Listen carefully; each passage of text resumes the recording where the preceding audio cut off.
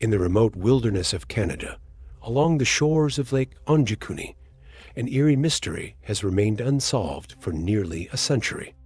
In 1930, an entire Inuit village home to over 30 men, women, and children completely vanished without a trace.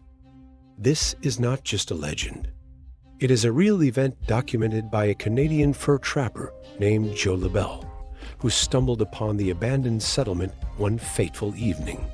LaBelle was familiar with the village and its people. He expected to be greeted by the usual warm fires and the sounds of daily life, but instead, he found an unsettling silence.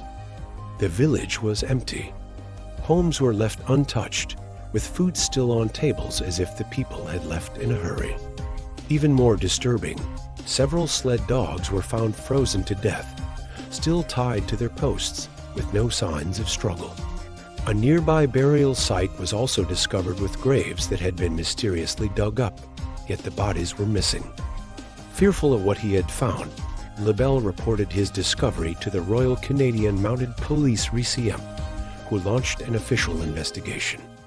However, after an extensive search, authorities found no trace of the villagers. There were no signs of a violent attack, no footprints leading away from the village, and no explanation for why the people would have abandoned their homes so suddenly. To this day, no one knows what happened to the inhabitants of Onjikuni Lake, but theories have emerged, ranging from the plausible to the bizarre. One theory suggests that the village suffered from a sudden and extreme food shortage, forcing the villagers to flee into the harsh wilderness. However, this does not explain why they left their weapons, food supplies, and even warm clothing behind.